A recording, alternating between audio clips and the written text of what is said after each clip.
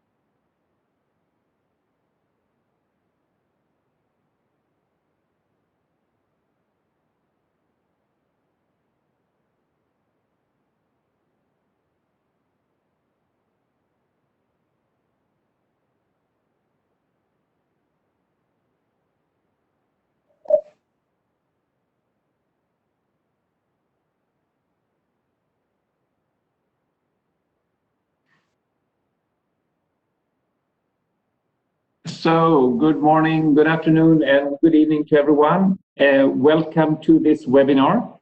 The objective of this session today is to present the results of a survey that we have undertaken in UNCTAD and that resulted in the paper COVID-19 and e-commerce, the impact on businesses and policy responses. I see that the number of attendants keep climbing here, but in the interest of time, I would like to get started with this. We hope that this webinar will provide a useful opportunity for experience sharing and dialogue among public and private stakeholders on the best ways to enhance ongoing efforts in developing countries to build back better from the pandemic. It's a pleasure for me to moderate this session and lead the interactive discussion. And for those of you who do not know me, I'm heading UNCTAD's work on e-commerce and the digital economy. We have a truly excellent panel of speakers from both the private and public sector and from different parts of the world. And I'm particularly pleased to welcome Mr. Mustafi Sohail, who is the convener of BASIS E-commerce Alliance. And BASIS is the Bangladesh Association of Software and Information Services. And Sohail is joining us from Dhaka. We have Ms. Priyanka Chetri, the CEO of Grocerdel in Cambodia, and Priyanka is joining us from Phnom Penh. Mr. Francis Dufay, who is the CEO of Jumia in Cote d'Ivoire, and you're joining us from Abidjan this morning. I have Mr. Richard Niwanshuti, who is the coordinator of the Single Project Implementation Unit in Rwanda's Ministry of Trade and Industry, joining us from Kigali. And Mr. Philipp Kruschel, head of the Secretariat of the German Alliance for Trade Facilitation at GIZ, who is joining us from Berlin. Before starting, let me encourage all of you who are attending this session to take active part in it. And you can do that by using the chat function to share your comments or ask a question to the speakers. Before the end of the session, we will read out a few questions from the audience. And of course, I'll ask for your understanding if we are unable to address all questions within the time allotted. This morning, we had actually more than 400 people that have registered for this session, and we expect that some may also be following this via Facebook Live. But let me now turn to the opening remarks. Without further ado, I would like to hand over to Shamika Sirimane, who is the Director of the Division on Technology and Logistics here in UNCTAD. And Shamika, you will deliver the opening remarks and give more context to the discussion that will follow. Shamika, over to you. Thank you, Torbjörn. Ladies and gentlemen, colleagues, and good day to all of you who are attending this webinar organized by the United Nations Conference on Trade and Development, UNCTAD. As you know, the COVID-19 pandemic has led to an acceleration of digital transformation across the world. And digital solutions are now increasingly deployed in telemedicine, telework, online education, and also increased communications. E-commerce use has also surged worldwide as consumers and businesses have adapted to these lockdowns and social distancing measures and travel restrictions. So we have convened this webinar, as Torbjörn said, to release a new study on the impact of COVID-19 on e-commerce based on findings from a survey of e-commerce companies and third-party online marketplaces in developing countries. Now, this study, in fact, complements another survey we released last month. I think some of you probably participate in that event, where we focused on how consumers in 9 emerging and developed economies had changed their purchasing behavior online during this pandemic.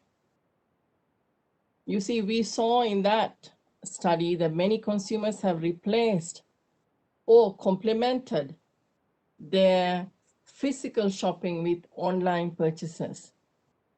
As such changes in consumer behavior, we expect would remain even once this pandemic is over. So today we are very pleased to share with you the findings of the paper that you already have, COVID-19 and e-commerce impact on businesses and policy responses. It builds on the results of a major survey that we undertook of e-commerce businesses and national policy responses across 23 countries in Africa and Asia and the Pacific. In fact, the 20 out of 23 countries are least developed countries. We see that there is an uptake of e-commerce for both businesses and consumers in developing countries, but the story that the pandemic has favored e-commerce in a huge, big way is quite simplistic.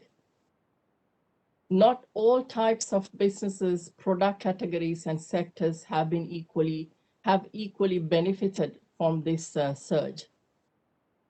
I think we will all hear from Alessandro. He will give us the real story, not the myth. So I'm waiting for Alessandro's presentation.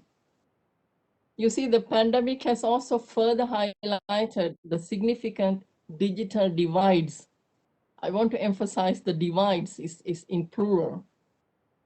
And we believe unless these are adequately addressed, and they will lead to even greater inequalities. And this is a concern. And this is a concern UNCTAD has been raising for years now, but now it is in front of our eyes and it's scary. So the pre-existing bottlenecks in the e-commerce ecosystems of developing countries, before the pandemic, and especially in LDCs, have now hampered their ability to benefit from e-commerce development. I'm sure our panelists will have a lot to share with us based on their experience on the ground. And I'm keen to hear from my good friend Sohail on Bangladesh story and from all other colleagues across the world, from the what you see, from the what do you get from the field. So as we have documented at UNCTAD, especially in our eTrade readiness assessments that we have conducted in 27 developing countries, there are significant gaps and barriers in the digital readiness in LDCs. These relate to, for example, we all know the ICT infrastructure, the connectivity gaps, but also, and even more probably, payment solutions, as well as logistics, skills development, and also the absence of proper legal and regulatory frameworks. So the need for enhancing policy coordination, processes, and e-commerce governance models that make the most of public-private partnerships cannot be overemphasized. This should be a whole of government approach and with private sector on board from the beginning if we want to benefit from e-commerce and the emerging digital economy. Most of the respondents to the survey are based in countries that have benefited from our work doing eTrade readiness assessment, and then some others have been involved with us in our eTrade for Women initiative. Now, the report also presents specific recommendations that are of value to domestic policymakers. So we hope that these messages would be, would be heard and taken action by the policymakers. These include, among other things, the importance of mobilizing more international support and also national commitments towards reforms, as well as investments in certain critical policy areas. We cannot do everything, but there are certain critical things that countries need to do to benefit from e-commerce and the digital economy. And the paper also provides recommendations for the way forward that UNCTAD, in cooperation with eTrade for all partners, will continue to support as part of our e-commerce and the digital economy program. So the digitalization will need to be given a lot more attention in the development debate as we approach the 2030 deadline for the Sustainable Development Goals. To ensure that we do the right things, we will need to build a solid knowledge base to assist countries in informing better policies. And this paper and a lot more work that we do will contribute to this end. So here, let me conclude by thanking the government of Germany for its continuous engagement with us in this, in our e-commerce and the digital economy program. And the paper presented today would not have been possible without Germany's financial support. So now let me hand over to my colleague, Torbjörn Fredriksson, who will take you through this journey of myth busting and storytelling on e-commerce and uptake in developing countries. Torbjörn, over to you, and thank you, everyone. Thank you very much, Shamika. And now let's turn to the main findings of this survey. And they will be presented by the lead author of the report, Mr. Alessandro Vitale, who is the program officer in our unit here on e-commerce and digital economy. Alessandro, over to you. Thank you, Torbjörn and Shamika, for these opening remarks. It's indeed a great pleasure to be here today and share the key highlights of our latest research. A few surveys indeed address the situation of small businesses in low-income countries. So the data that we are presenting today are very rare in the area of e-commerce. And I would like to continue my presentation by sharing my screen.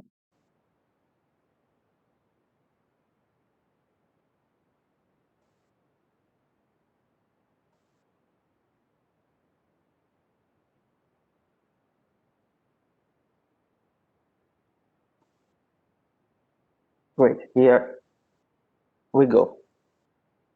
So a big thanks also goes to our network of eTrade readiness focal points that have mobilized the many e-commerce businesses who kindly shared their time and participated to the survey. We will go through the presentation around the impacts felt by the e-commerce businesses, the magnitude of such impacts, the challenges encountered by e-commerce businesses, the most impactful business facilitation measures, and we will conclude by highlighting key policy recommendations for the way forward. But I would like to start also by asking why not a survey? And I want to refer to what the Secretary General said, that the COVID-19 pandemic has accelerated the shift towards a more digital world. The change we make now will have lasting effects as the world economy begins to recover. So it's clear then that as we will feel the effects of this pandemic crisis on the long term, it's important to build a sound knowledge base to take the right policy decisions and better understand the associated risks and opportunities. Risks in terms of rising digital inequalities, particularly in least developed countries, LDCs, and opportunities that are emerging from the crisis through the increasing uptake of e-commerce and digital solutions. If we give an overview of the survey, these key figures. The survey collected the responses from 257 e-commerce businesses from 23 countries. And from 12 countries, we received also a questionnaire detailing information on policy measures taken. Respondents come from Africa, 13 countries, of which 9 are Francophone, 6 from Asia, and 4 from the Pacific region. Out of these 23, the majority of them are LDCs. Only 3 are considered non-LDCs.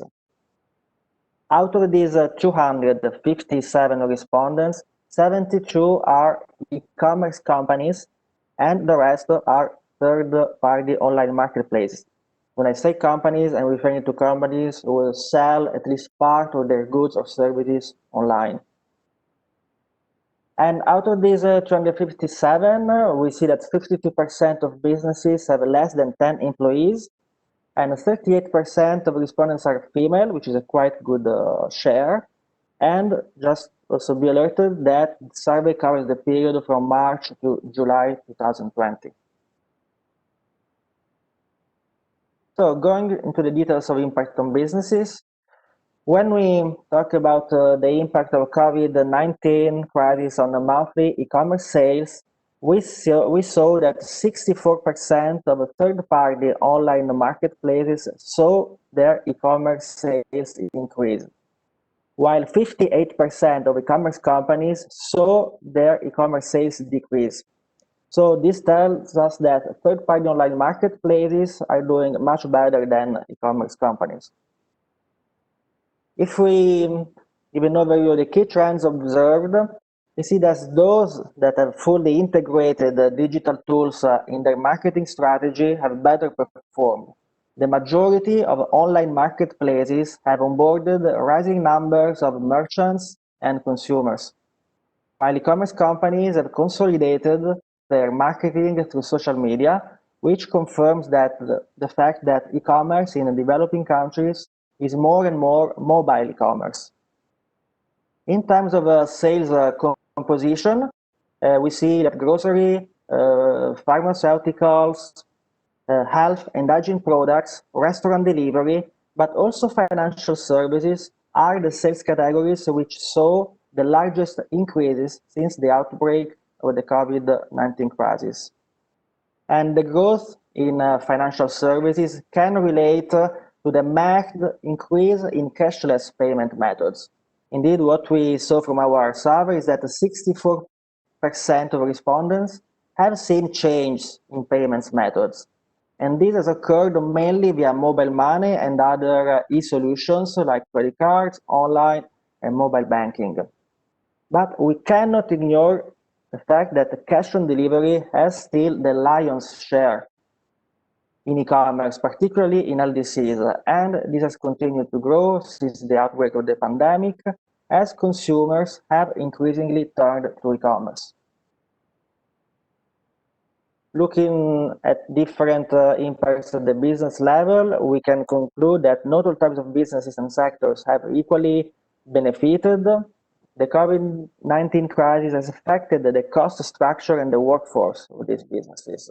Approximately 2/3 of them saw their costs increase, and 44%, still a very high percentage of respondents, reported a reduction in their workforce. So we see a very severe impact, above all, at the level of the costs that are increasing.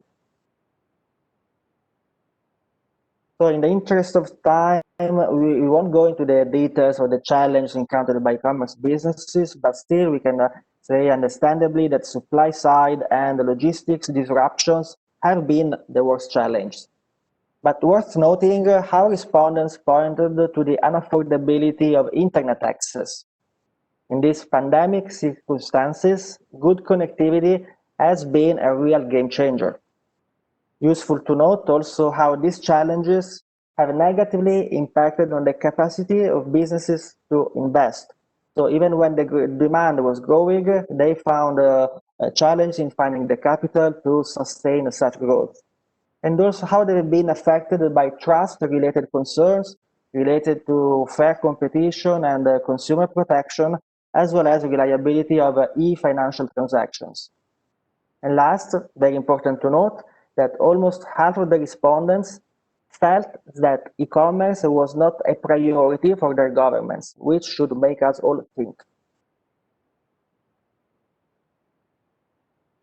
In terms of the most important business facilitation measures, respondents highlighted how having a national e-commerce strategy to the forefront is really the most important measure that made a difference during the response to the pandemic. They highlighted how important it is to increase publicity for e-commerce businesses to make them visible on the online space. Also to divide the skills training programs to bring more businesses and consumers online, but also measures to reduce the transaction costs for repayments, like we have seen the Central Bank of Rwanda, who has scrapped temporarily mobile money fees to accelerate the uptake of e-payment solutions during the pandemic. But also we have to note that almost 1/4 of the respondents highlighted that no measures were taken. So this could mean that really no measure was taken, but also could be interpreted that the measure didn't really reach out to where they were meant to reach. And only 40% of the respondents managed to obtain some sort of funding, even through government sources or informal channels or the financial sector. So if we go more into the details of country experiences and successful cooperation, if we look at measures taken by the public sector, based on the feedback received from 12 countries, we see how a few of them have been more active in taking a wide range of programs. Like we have Rwanda, Senegal, Tunisia, Cambodia, and Togo, who have been more proactively, according to our study. And two of such measures appear to be the most common across countries, such as financial incentives and liquidity support schemes, and digital solutions to provide health and education services remotely. And while this tells us that most countries have taken some emergency support action, it also says that there is still scope to take measures that are most e-business friendly and encourage digital transformation. Looking at the country-specific experiences, we see, for example, Tunisia, who further promoted the quality standards to help build the trust across the ecosystem through the Label de Confiance initiative. In Senegal, we have seen new collaborative platforms to onboard new businesses and support the local produce providers. We cite here two of these, ecomcom and ecommercesenegal.sn. In Uganda, e-commerce platforms have been fast to promote the contactless payments and the logistics solutions through new partnerships with development partners. For example, we've seen Junior partnering with UNDP and UNCTAD partnering with SafeBoda, a ride-hailing application that was also used to channel markets and grocery goods through the most underserved areas. Moving from Africa to Asia and the Pacific, we're seeing in Cambodia digital startups who have been very dynamic in proposing a solution to respond to the crisis. And we have later in our line of speaker one living example of this. And also Cambodia, for example, is accelerated on the adoption of e-commerce law and the e-business registration law during the last months, and also the adoption of an e-commerce strategy in July this year. In Myanmar, we have seen e-commerce and the digital economy, which are featured in the COVID-19 economic relief plan. And in Kiribati, we have also seen digital solutions that have boosted financial inclusion and the trade facilitation reforms. If we go now to recommendations for the way forward, the private sector has highlighted, and I want to stress here that the private sector has highlighted 10 most relevant recommendations. So these are responses coming from businesses. And what they recommended is a series of measures to increase the visibility and enhance skills of e-commerce businesses and expand financial support and internet connectivity. I won't go in details through all of them, but highlighting the top 3 measures for a COVID-19 recovery powered by commerce. So on top of them, they emphasized the need for action to make internet connectivity and e-payments more affordable. And above all, to have a clear vision for e-commerce sector development that could be achieved through a national e-commerce strategy. So we can draw the conclusion that efforts to make e-commerce more accessible must be framed within clear policy processes that can look at the ecosystem as a whole. Indeed, the pandemic has reinforced pre-existing bottlenecks in different policy areas that cannot be tackled in isolation. Now, more than ever, investing in building digital readiness is key to turn e-commerce into an engine to power crisis recovery strategies.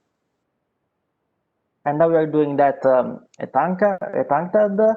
So we believe in a holistic approach based on the 7 policy areas, which are the pillars of our eTrade for All partnership, a collaborative platform with 32 partners working together to help developing countries harness e-commerce and digital trade for development.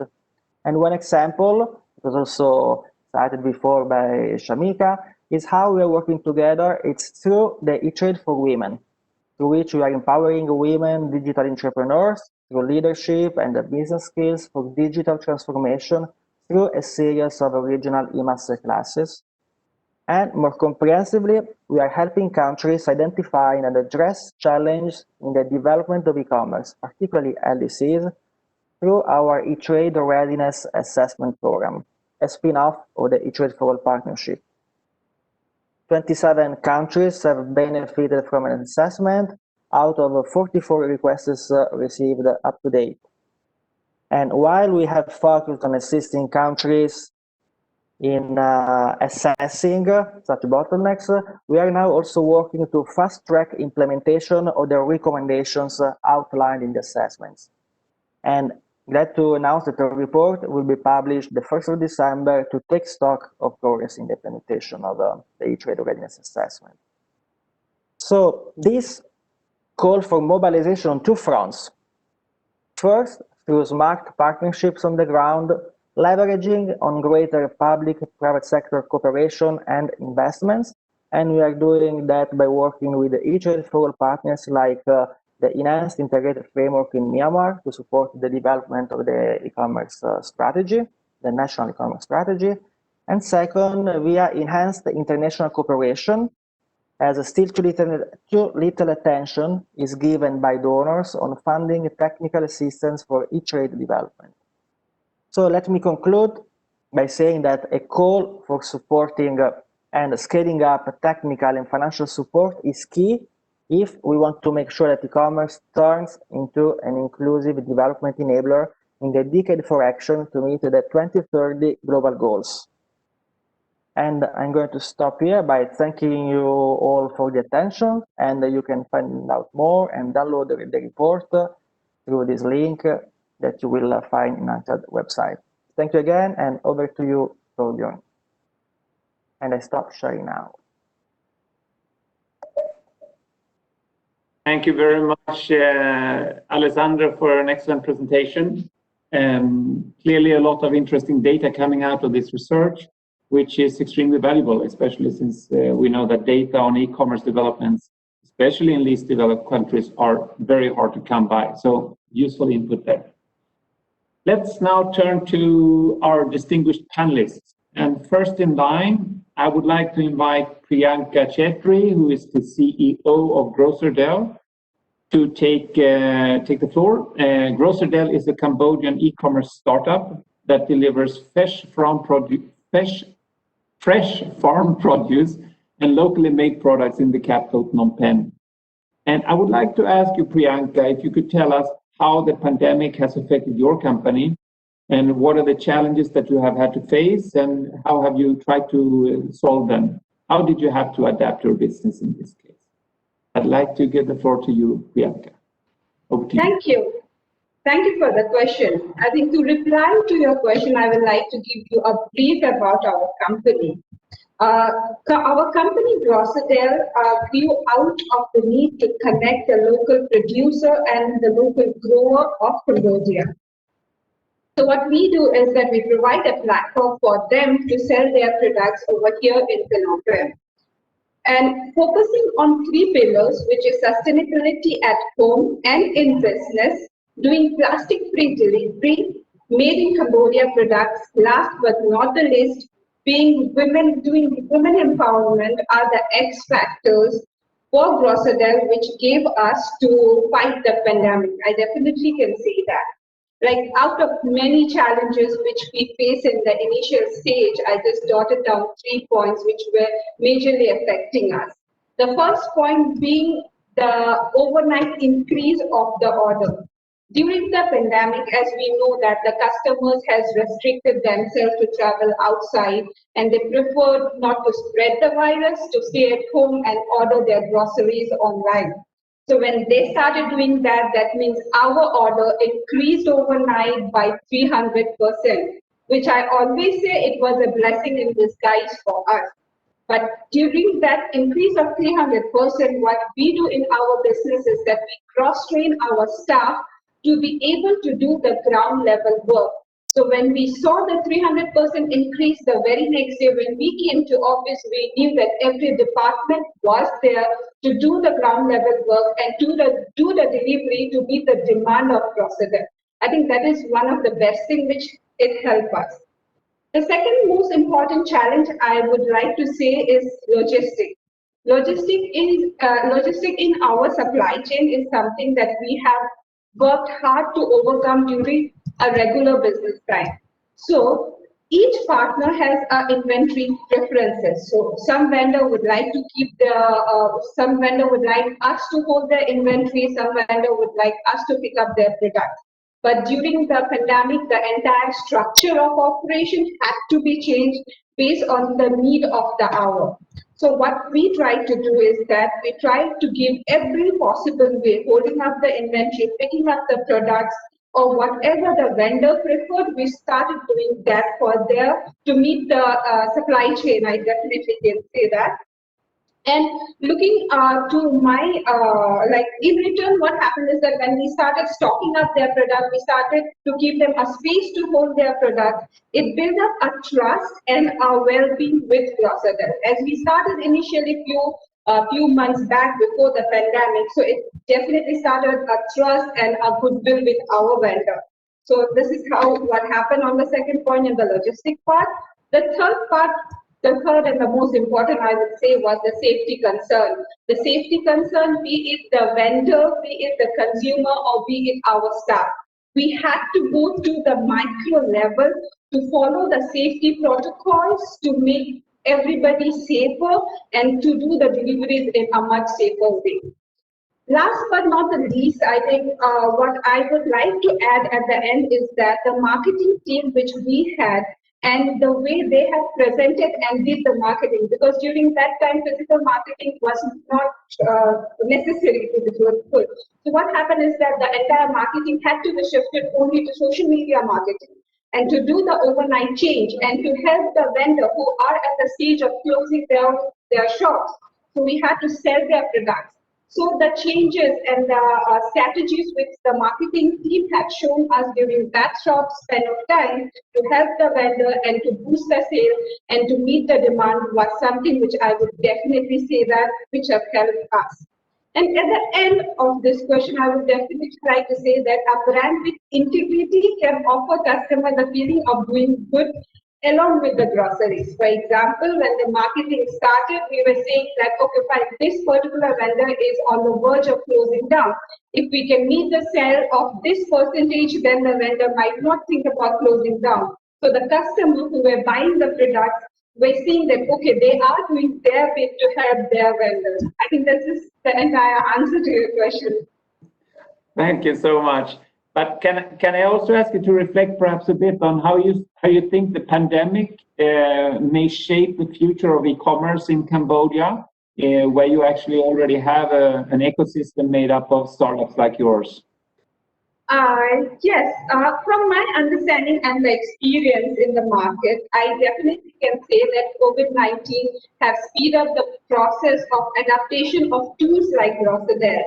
And with adaptation, as we all know, it comes the future innovation. And in Cambodia, I definitely can say that Cambodia is growing rapidly. And Cambodians as consumers are becoming more and more educated. So these behavior changes are here to stay. I think as Samika have stated earlier, this is a change in the behavior of humans, and these are here to stay. And be it from my experience of grocery, what I have seen is that the increase of the size of the basket, the increase of the frequency of the order, and I think in a grocery business, that is what is convenience and a lifestyle change, which people will adapt going forward.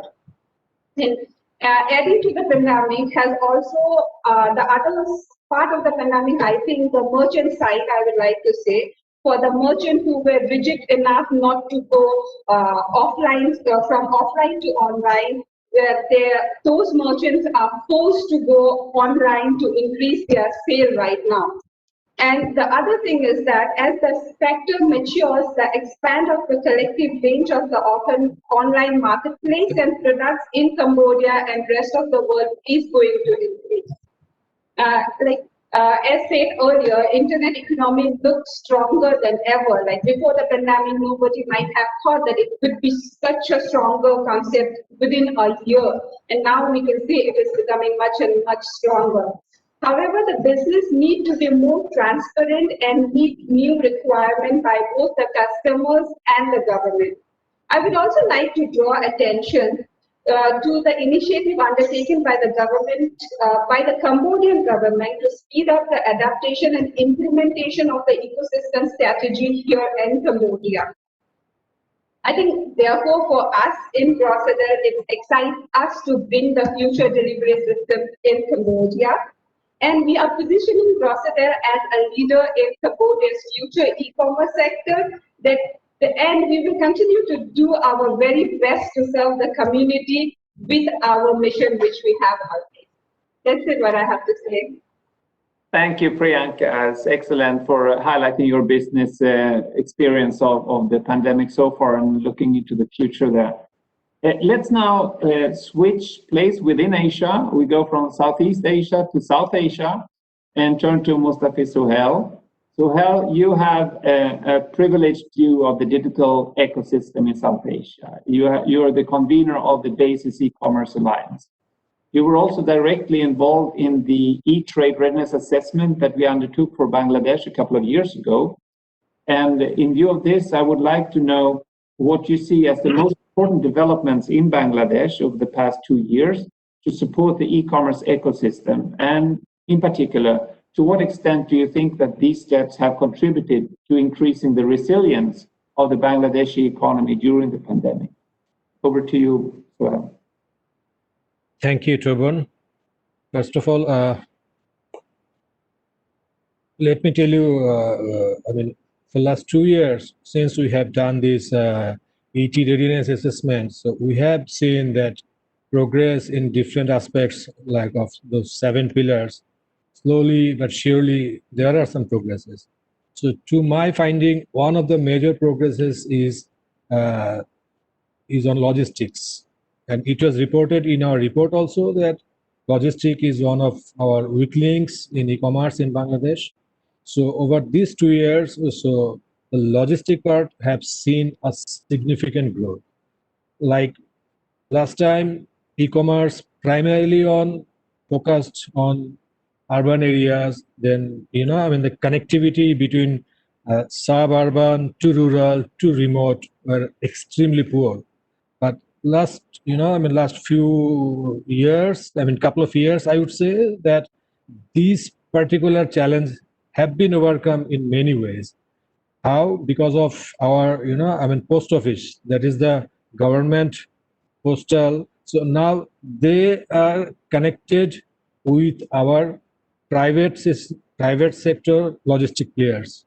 So for this connectivity, so now our goods can easily be delivered to remotest areas of the country, and that is where we have seen a significant growth.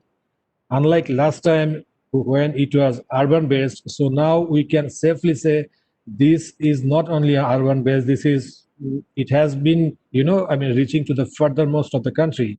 So this has been one of the major improvements over the years. Then another aspect I would say that we had seen, that is the digital divide, that you used to call digital divide in terms of availability of bandwidth and the cost of bandwidth have been significantly reduced. Because last time in cities, in urban areas, the cost of bandwidth was much lesser than that of the rural areas. So in this couple of years, our government has categorically worked on this. And so now a villager or a person from a rural area or a remote place can also afford internet, because this is somewhere similar to what we are paying in Dhaka, the capital city. So this has also helped to, make this internet or make this e-commerce trust to be across the country. So these are two aspects. That then one of the major aspects would be like access to finance. In our report, what we did 2 years back, we also mentioned and we also found out that access to finance for e-commerce in Bangladesh is extremely poor. But for last 1 year, yes, a couple of banks have come forward and they are now offering collateral-free, funding to e-commerce merchants, maybe from 10,000 above to 100,000. So this has also seen a significant, game changer for the e-commerce industry. And the third and the last but not the least, I would say that like many countries, our country was also dependent on cash on delivery things, and which also was a hindrance for growth of e-commerce. But over these couple of years, that this cash on delivery is getting minimized. So now there are lots of, cashless payments, using MFS, mobile financial service or credit cards or this, that. So, from January 2020 to June 2020, we have seen a significant growth. Almost doubled. The cashless payment has been almost doubled from 252 crore to 492 crore. So that is a significant growth. And I think overall, these four, and there are other aspects, those have been, key element for making our e-commerce grow much faster nowadays. Right, that's fascinating. But I think it's important what you say there about the rural and the urban and remote areas. That's where important part of making commerce inclusive. So it's very interesting that you bring this up. And now, so looking ahead a little bit, what do you see as the most important policy priority for the government to focus on? Thank you. So we have seen, I believe there are two aspects that we need to seriously work on. One of them definitely would be the recommendations that we, drew during our ET readiness assessments. There are recommendations in all 7 areas. So those recommendations need to be worked on, need to be taken care of. So this is one area that our government and we should be focusing primarily on. And there is another aspect, I believe, which will be very crucial for us. That will be we need to have an e-commerce strategy. So unless and until we have a national, properly defined e-commerce strategy, we might, struggle in the long run. I think these two elements for next 1 year or couple of years, we must focus on these two things. Okay, so Sohail, I think you are confirming the results that came out of the survey. So thank you so much for that. Thank you, Taban. And we look forward to continue to working closely with you, hopefully in perhaps helping the Bangladeshi government to develop an e-commerce strategy in the future. Sure. Okay, let's change continents and go to Africa.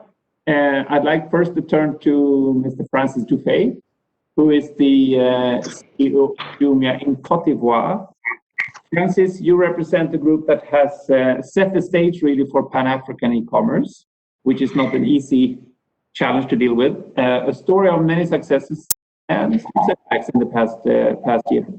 With the virus outbreak, Jumia has, I know, taken measures to protect your staff, as well as supporting governments for the public good. So, Francis, how would you say that the pandemic has changed the face of African e-commerce for Jumia and perhaps beyond? And would you say that there are some common trends that you have witnessed in Cote d'Ivoire that may have a bearing on other parts of Africa as well? Over to you. So thanks a lot for the question, and thanks a lot for the opportunity to speak in your panel. Very grateful. So it's a very interesting question because we see a lot of things on the African continent that apply to most of the countries where we're working, and that may seem a bit counterintuitive when you compare to the Western world. It's actually pretty different. So the way it impacted e-commerce, so of course, in our way of working, it had a lot of impact with all the safety measures that we implemented for our staff. It definitely increased the relevance of our service towards our potential customers. Well, e-commerce in general, the sale of everyday products like grocery, hygiene products, and so on became a bit stronger, especially during the peak of COVID at the beginning when there was a slight sense of panic. However, it's very interesting to notice that in most countries on the African continent, and especially in sub-Saharan Africa, excluding South Africa, and Ivory Coast, Cote d'Ivoire is a pretty good example. The lockdowns, curfews, and safety measures have been fairly light. So we've had a few weeks of curfews. There was no complete lockdown like you can see in Europe or in some Asian countries. It never happened, and it would have been very, very difficult to implement here. And overall, all these measures were much less drastic than most of the other countries in the world. So as a consequence, it had also much lower impact on the consumer's lifestyle, with some variation across countries. For example, Morocco had a much tougher lockdown than most African countries. But as I mentioned, in Cote d'Ivoire, we had like 3 weeks of curfew, starting at 9 and then at 11 p.m., which basically did not change much in the way people did their shopping.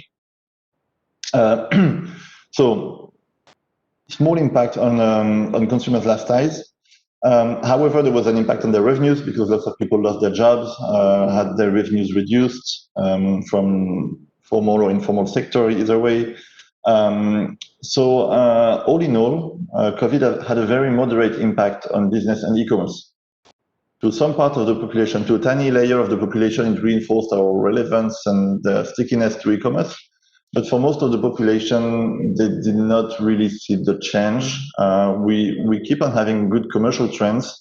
2020 is a fairly good year in terms of commercial pace, I would say, here in Côte d'Ivoire.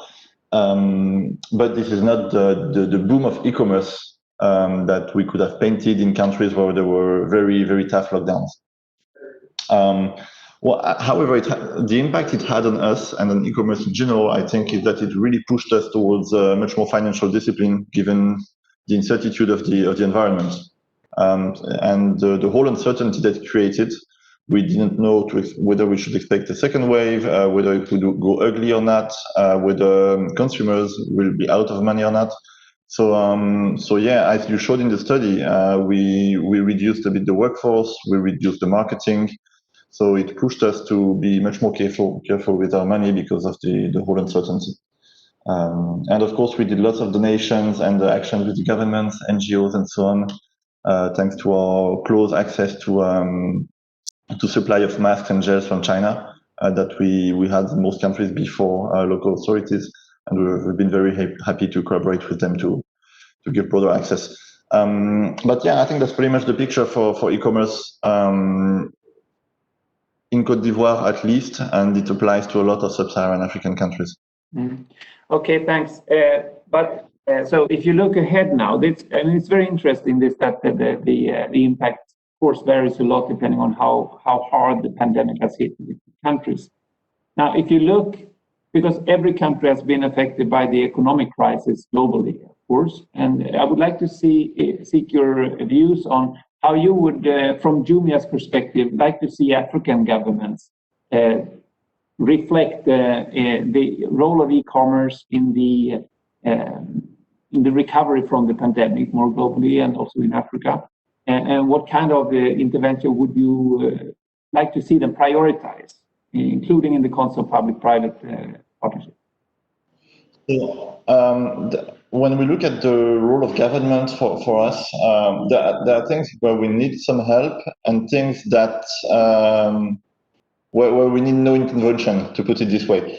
So we obviously need more help in developing access to the internet at affordable prices. That's the big catalyst for e-commerce all over the continent, I believe. And governments have a role in that, given the amounts at stake with local telcos. And then for the coming months and the whole recovery, we're not really asking for special treatment. What I would say, actually, there's already a lot of regulation in the markets where we operate, so we don't need another layer that may just create more incomprehension and maybe a layer of red tape on top of it. What we just need for e-commerce is more level playing field, I would say. So we need to be treated equally with for example, foreign-based e-commerce websites that don't pay taxes in the countries where we operate or don't have jobs here. Many selling to the same customers we sell to, but with a very different tax burden. Or the offline business, so traditional trade that is mostly out of sight from the regulator, which is also our competitor. I would say also there's something that might come in the countries where we operate, because public finances are not in great shape. So governments will have to get back some cash for the coming year. So we're not really sure where it's going to end in terms of taxes, but it will be very tempting to tax the companies that are close by, at hand, visible, formal e-commerce, and it will be much more simple and much easier than taxing informal trade or foreign-based companies. So we're a bit worried with that, I would say. All right. Thank you so much. Actually, it's interesting your advice here to governments what they should prioritize, because our next panelist is actually representing the government of Rwanda.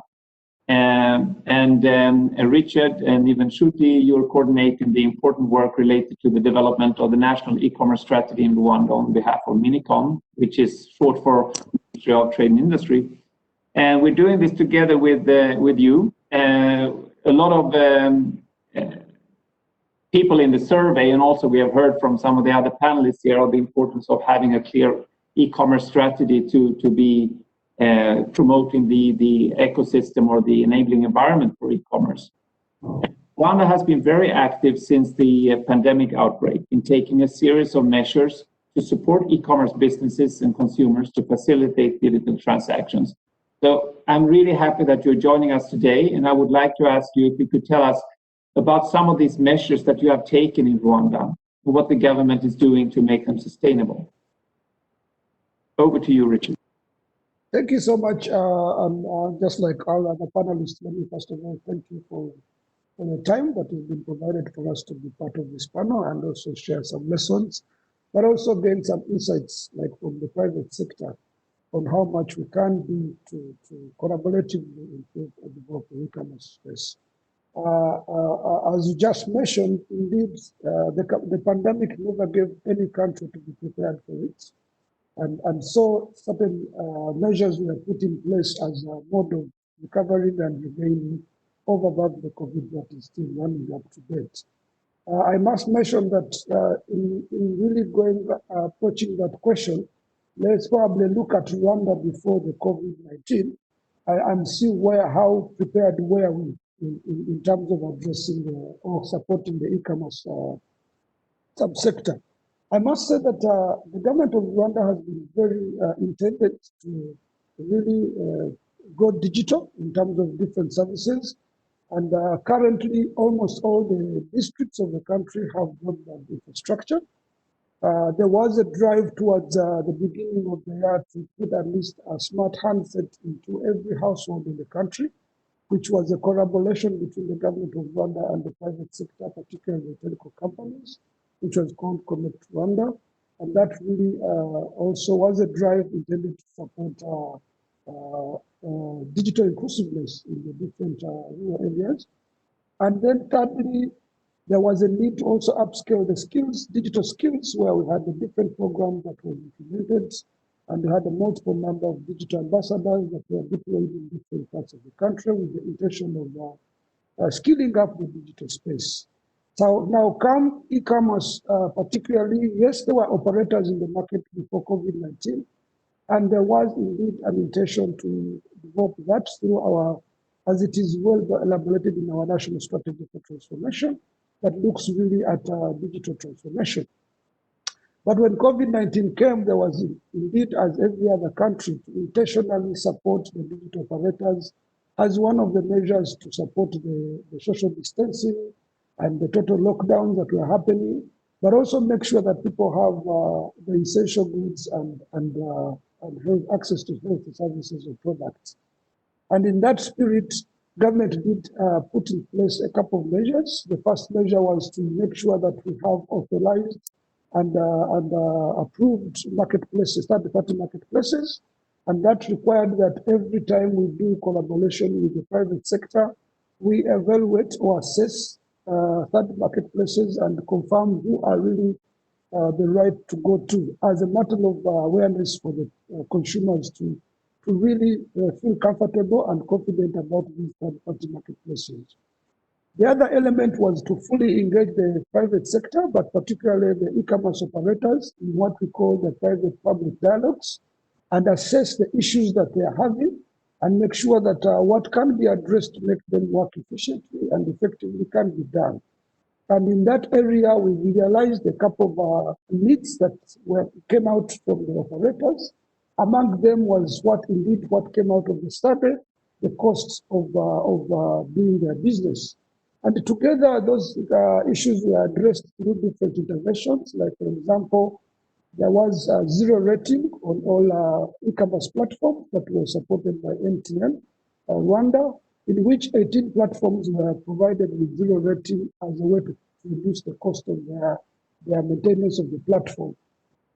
The second element was to look at the e-payment costs, and in that area, the central bank relieved all the charges that were put on use of e-payment or mobile payments, and suspended all those costs that were there, so that at least people could feel comfortable to buy, but also send or make transactions using mobile money. That really had a very big impact because we now saw the bigger traffic coming online, most especially when we talk about inclusiveness it was easy for someone to purchase a product and make sure that when he's paying, he's not paying with an extra cost, but rather on the same cost of the bill of that particular product. The other element that the government had also to do, not only for these specific e-commerce operators, was also to look at a recovery fund that would help all businesses to bounce back into operation. And this, the government allocated 100 billion that was intended to support all small and medium enterprises, but also other sectors that were hardly hit by the COVID-19. And this was intended to help them really recover on their cash flows and support them to really regain their muscles going forward as we go through this strategy, rather this COVID period. I must say that the incentives have been coming in different ways. I could also mention that the Ministry of ICT had to put up a grant competition for innovative companies, in which we had to put what we call Corona Action Rwanda, which was intended to see how much we can also instill some innovation in our e-commerce operators or IT companies to support the e-commerce drive. And that has also really supported new upcoming small and medium enterprises, particularly mostly in the service space and young IT, to really get into the e-commerce sector and support it. We still continue to realize the need of mindset shift for many of our consumers, most especially that e-commerce business is not as old in the marketplace. So we are trying to as well do much of the awareness to support the market to really embrace this move, because this is the new normal that we are in. And so a number of awarenesses are being done, intended to drive the consumers into this traffic, and it's really really paying off in the long run. And so these are some of the different interventions that the government has put in place that really helped us to swim in the current COVID period. All right. Yeah, thanks a lot, Richard. Maybe if I can ask you just very briefly to let us know how you see the priority actions for the government in the next coming years here with regard to making sort of e-commerce inclusive, as you have stressed. Well, thank you so much, Toby. I think the priorities right now, already we have started a strong collaboration, and thanks to UNCTAD, we are trying to elaborate the e-commerce strategy. And the intention there is that we can have the e-commerce strategy giving us a deliberate move with all our partners to see how much we can push or support the e-commerce sector. So the strategy elaboration is at a very interesting stage, and we think that could give us a good picture of collaboration with different partners along the sector. The other element that we are doing, we've also taken advantage of this time to do a comprehensive diagnostic review of our country readiness to e-commerce. And this has also kicked off, and we want to see how much ready the country is. Is it in logistics? Is it on platforms? Is it on e-payment? And this is also underway, and the diagnostic review will inform not only the strategy, but also come up with a policy framework that really will guide us to understand how the subsector will be done. So these are our priorities, and our expectation is that with these frameworks in place, the e-commerce sector will be really deliberately supported. Thank you so much, Richard, and thanks for being with us today. Thank you so much. We have one final speaker here in the panel. I think we have heard also from Rwanda here about the importance of having the interaction here with the private sector from the government side. And I'm happy to have with us Philip Kruschel, who is heading the Secretariat of the German Alliance for Trade Facilitation, led by GIZ. Against this background, could you please tell us how you think public-private cooperation can successfully help achieve scale to support e-commerce in developing countries through digital solutions for global trade? Sure, yeah, happy to do so, and very happy to be part of this panel. So let me start by saying that, of course, German government, German international cooperation, strongly believes that these multi-stakeholder partnerships are really necessary to foster kind of global sustainable development, and also, of course, we are strongly, encouraging also the private sector to take a large role there. And therefore, with that in mind, we have launched about 4 years ago the German Alliance for Trade Facilitation, and that's exactly that. We are a partnership of German government and then also German private sector, the large industry associations, and also large, international and also medium-sized enterprises. And together, we've partnered, in the last 4 years to deliver kind of concrete projects in currently 15 countries worldwide, where we implement joint trade facilitation projects and measures. And we're doing this, of course, aligned with the WTO trade facilitation agreement, and also now increasingly with the African Continental Free Trade Agreement, AFCFTA. So the goal is really here, partnership, and really to work together and kind of to bring innovations from both sides together, from the public and also the private sector, in order to address these policy and regulatory issues that were also mentioned, that are hindrance to e-commerce, and also, of course, to reduce bureaucratic customs processes. So we do have, I think, very concrete kind of digital solutions that we develop then, in close cooperation with these partners. And maybe I can present to you one quick example of that. And the interesting part is that this is an example where kind of German government has partnered as part of the alliance with Deutsche Post DHL, of course, one of the leading kind of logistics providers worldwide, is an active in all countries really around the world. And the goal here is really to digitalize global trade and to facilitate trade processes in up to 30 countries worldwide. And we were mentioning a kind of donor support and government support. The interesting point is here that these, there's a budget for this for roughly 30 million euros, and 2/3 of that, 20 million euros, is actually funds that are invested by DHL in this, and it's then matched with 10 million euros by the German government, by BMZ, to roll out this project. So what are we doing there? We are actually starting in 6 countries now, and 3 countries of those are also fellow panelists here in this panel. So it's Cote d'Ivoire, Cambodia, and Rwanda, as well as Ghana, Kenya, and Montenegro. And we are scaling up then approaches we have already successfully piloted in 2 countries in Southeastern Europe, in Montenegro and in Serbia, on pre-arrival and pre-departure processing. So the idea is there really to allow customs declarations and import and export documents to be kind of submitted electronically to customs before, and this is both by, of course, SMEs, from the country, as well as international traders coming in, and that then, of course, has reduced the time, in customs procedures in these pilot countries drastically.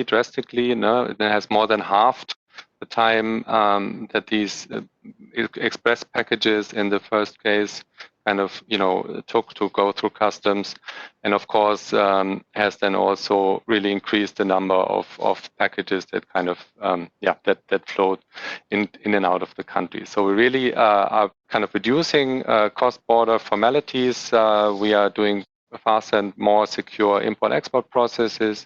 We're increasing also public revenue through this by also adding to greater transparency and compliance in supply chains. So there's a large kind of also anti-corruption compliance aspect here.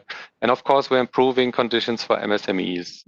So that's why I think this is an interesting approach where we've received a lot of also demands and requests from partner countries. So I would also like to point this out that we're still open also for other countries to express their interest in this. So whoever is interested, please join us on our LinkedIn page, German Alliance for Trade Facilitation. Also check out our website, tradefacilitation.de, and then you can get in touch and be part of this project as well. Thanks so much, Philip. And I think this is all this is what it's all about. It's about connecting the dots here. There are lots of different stakeholders that can come together and support further development in the e-commerce space here. And let me take this opportunity also to thank you as a representative of GIZ for the excellent collaboration that we have had with Germany in this field. And I'm happy to also inform that GIZ has committed to help us undertake eTrade readiness assessments in Tunisia, in Jordan, and also in Namibia. So this is an ongoing collaboration that we have. But in the interest of time, I would like to move now to see with Laura, my colleague, who has been following the chat and the Q&A in this webinar. And Laura was also very much involved in the preparation of the paper that we have really been discussing today. Laura, could you tell me if we have any questions that have been placed to the panelists or comments that we should pick up on? Thank you, Torbjörn. There are two principal questions, I think, which might be interesting to make a round of the table, maybe. So the first one is, how lasting could some of the emergency measures taken be for e-commerce businesses? Will they sort of support and actually help flourish e-commerce in the future? And then the second one would be more towards the people that are in the know about free trade agreements and negotiations. How could these sort of interfere with e-commerce growth in the future? Oh, all right. So actually, we have two rather broad focused questions about the sustainability of measures that have been taken now during the pandemic. And we also have a question about free trade agreements. I would like to encourage my fellow panelists here to indicate with the raise of hand if they would like to come in on any of the issues, any of the questions that were raised.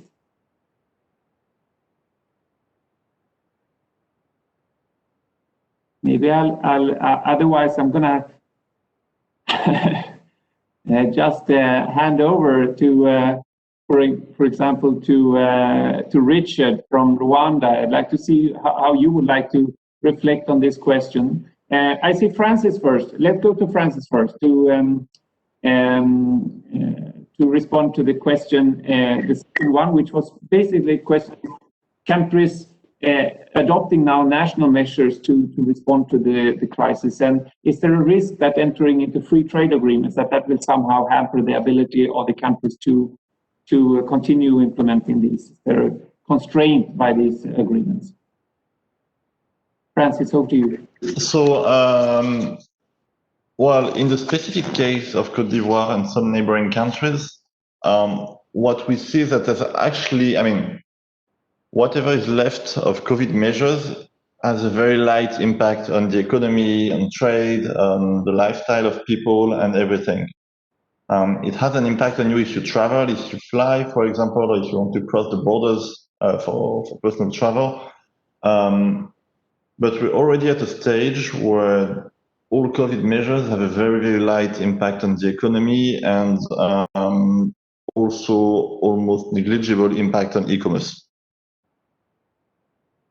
So I'm not sure it fully answers the question, but yeah, we're at this stage where actually COVID is kind of gone from, I mean, on the ground, daily basis, COVID is not something that impacts the lives of people and the behavior of consumers. Okay, thanks. I think suddenly all our attendees have woken up here and started shooting questions at us. That's very good. Thank you. And I think, Laura, there is a question to Richard, I think, directly. Could you read it out, please? Yes, so the question regards, just a second, where is it? Yeah, here. Basically, the measure towards eliminating transaction costs in digital payments, and how should governments balance taxation of these companies and support them to recover? Richard, I think that was triggered by the measures taken by Rwanda. Would you like to reflect on that? Thank you so much, and thank you for the person who asked the question. I think it comes back to the first question regarding if the measures that were put in place are actually going to be sustainable and can they be maintained. And I think that indeed most of these measures can be sustainable and can be maintained. when you take that example specifically, when you come to fiscal implication and e-commerce costs, that is definitely something that we want to see, because this is a growing market. This is something that the government intentionally wants uptake from both consumer and supply end. And so the interest is to see which angles are possible to make it a fair playing field for both of the two sides. And so if it is about taxes, let's see the deliberations and what the diagnostic review gives us. And that is going to be reflected in the strategy. So that is an intention, and it can be informed. But the question would be, would that make an impact to the growing platforms and traffic? Indeed, if that is the case, then the government is interested definitely to have that drive reduced. But also looking at the collaboration that we have put in place, let's say a private sector, MTN, telco companies, you can realize that our interest as government together with private sector is to see all possible measures that could reduce the cost for the e-commerce operators. Thanks so much, Richard. Yeah, I have a question here in the Q&A where they're questioning. It's from the company RGO47 in Myanmar. So that says that it's a bit arbitrary to split between e-commerce companies and third market platforms. So I'm actually going to ask Alessandro, would you like to reflect on this question to see how we came up with this split, and if that was a bit of a problem in some of the cases of the companies that you approached? Sure, Torben. Well, I think that this reflects also the reality that we see. I mean, companies, they really identified in one of these two business models, which also tells to what extent they are really involved in the digital ecosystem. Some of the companies may not have completely taken a full digital approach, while we have on the other side a third market online marketplace that for their nature, they are completely in the digital ecosystem. And based on the feedback that also we received, we didn't find concerns with companies having problems in identifying with the one or the other category. So I'm quite confident that the results that we obtained are mirror what is the reality in the countries that we covered. But if you allow me, maybe I can also bounce on one or the other questions that was raised, the one on free trade agreements. I'll provide rather a comment, maybe not a clear-cut answer, because based on the study, we didn't really make a connection between those recommendations and what is currently discussed at the WTO level or in other fora. What I can say is that, first, if you can look at the WTO, there are already some built-in mechanisms to take into account, for example, spatial and differential treatment, but also the possibility to find agreements with variable geometry. So, of course, the level of readiness of the different countries is not the same. They now have also a knowledge base based on our assessments to see how the different measures discussed, they could have an impact in their own country. So I don't think that what is discussed is really meant to restrict the ability of countries, but countries need to find their own policy space to make sure that what is discussed is also brings benefit to them. And they can also tap into processes at the regional level. You have seen the ASEAN with an e-commerce agreement that was signed a few years ago, and also in the context of the African Continental Free Trade Agreement, AFCTA, where for the third phase, e-commerce is going to be included in the negotiations. So developing countries are building their own positions and their own vision, which is quite good news. Thank you so much, Alessandro. I am aware that we are already a little bit over the time that we had allotted for this webinar. I would like to, before closing, allow the panelists to just share any final thought or remark they would like to make. And I would like to start by asking Priyanka from Cambodia to make her final comment. Please, Priyanka, you have the floor. Thank you.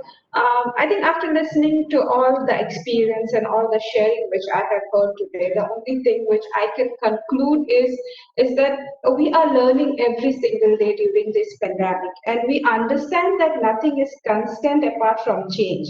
So trying to adapt with the new normal of change and looking forward for a brighter picture with a sustainable approach towards the business is the most important thing. And plus, I would also like to add that it's not just about what we do as a business, but how we do as a business. I think that is how we can run in a long run. Thank you. Yeah, that's a wonderful. So we're preparing for the new normal. Let me go to Sohail, please. Thank you. So since we are into new normal, so now I think we believe, since COVID has taught us that, digital economy, or, digitization will be the launching pad for our sustainability. So I believe now it is the time to collaborate, to learn, to share knowledge among each other. And I believe, this sort of, knowledge sharing and collaboration can make us sustainable in the days to come, because not every country, not every community are having the same facilities or same privilege of digitization and or advantage. So let's collaborate more. Let's be more in discussion, in dialogues, in policies, so that we can share our knowledges and carry it forward in our own life, in our own countries. Thank you.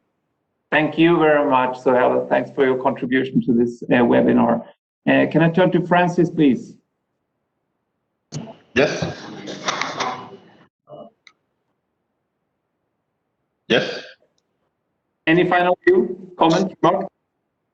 Well, on top of all we said, well, I think COVID has been something that's been what has had very different impacts across the world. In emerging countries, it's very, very specific. It's quite, it's not the impact that we've seen anywhere, in Western countries, for example, or in China. And the way governments will react after this crisis will have a huge impact on the way we emerge from it for e-commerce. I would not say it's make or break, but it could be the beginning of very nice growth if we're given the right context. Okay, thanks so much. Over to Kigali. Richard, any final reflection? I think just like everyone said, COVID-19 has given us a chance to test our collaborative efforts, and that should be really kept on the side of government, private sector, and government partners. I think it is a test of time that our collaboration can indeed overtake or overwhelm any kind of pandemic or COVID emergencies that could come. So I want to really echo that and say, let us strengthen this partnership, and let us, moving forward, make sure that this partnership really can be maintained and sustained. And thank you so much for this opportunity. Thank you, Richard, and looking forward to speaking to you soon later today. So. Sure. Philip, any final? Yeah, thanks. I'd also like to close on an optimistic note, because I really want to share with you, look, we are all here virtually together, and this exchange works really well. And also in our projects, for example, we are scoping them now completely virtually already, and this works great. In fact, I've just spoken with Richard just a couple of weeks ago in doing that. We've never met in person, and it's really, there are a lot of opportunities in this situation right now, also in pushing together kind of our virtual collaboration. So let's continue there. I'm really looking forward to doing that. Thanks a lot, Philip. And before closing, I would like also to see if Shamika would like to come in with some reflections upon what has been said during the webinar. Thank you, Toby. I would really like to thank the panelists who brought their own experience from the ground. It's not just the constraints, but how they have surpassed these constraints. So that's the lesson that we have here. And I think what is emerging is from all this discussion is digitalization is here and it is here to stay and it's not going anywhere. And we need to be prepared to face this new normal or the new world that's opening up for us. And there are enormous opportunities for developing countries. And I think what we hear again and again is the need for having a national e-commerce strategies. And this is by doing that, the governments also show that they are serious, and e-commerce and the digital economy is part of the national development strategies. And this is important, and this is what we hear again and again from the private sector, I think from you, the panelists, and also from Alessandro's presentation, you heard that. So I think that this focus on developing national e-commerce strategies, please take it to your countries and to your governments and your chambers of commerce and whoever who's willing to spearhead this effort. And I think this has to be a multi-stakeholder effort. It is not a strategy that the government is going to push down the throats of private sector. This has to be done in collaboration. And also, it's not just for e-commerce within the borders. It's not just also for developing national e-commerce. It's also for you to take the e-commerce to the next level. There is an enormous opportunity for developing countries to do cross-border e-commerce, and these e-commerce strategies should reflect that. So having said that, and thank you so much, and this has been an extremely interesting webinar, because we are being in webinars on a daily basis, and I enjoyed listening to all of you, and thank you so much, Toby and Alessandro and all the panelists for putting together this event of sharing experience. Thank you so much, Shamika. Of course, I would like to echo her thanks to all the speakers for your excellent contribution, but also to all the attendees that made excellent questions and took an active role in the webinar. I hope that the webinar and the dialogue offered you some interesting insights, some new evidence, and let me assure you that UNCTAD will continue to support this dialogue. With those comments, this webinar is concluded, and I just wish you all to stay safe, but stay in touch. Thank you so much. Thank you. Thanks. Bye-bye. Bye-bye.